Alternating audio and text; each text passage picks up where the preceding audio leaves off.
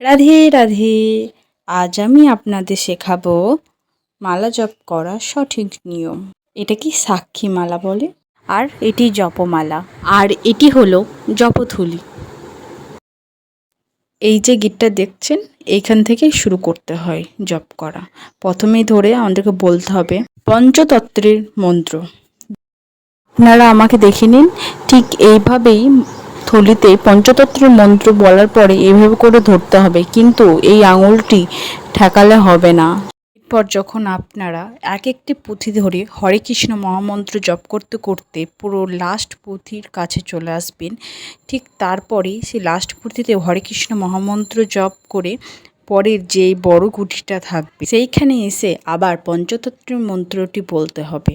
সেটি হলো জয় শ্রীকৃষ্ণ চৈতন্য প্রভু নিত্যানন্দ শ্রী অদ্বৈত গদাধর শিবাসাদি গৌর ভক্তবৃন্দ রাধে রাধে।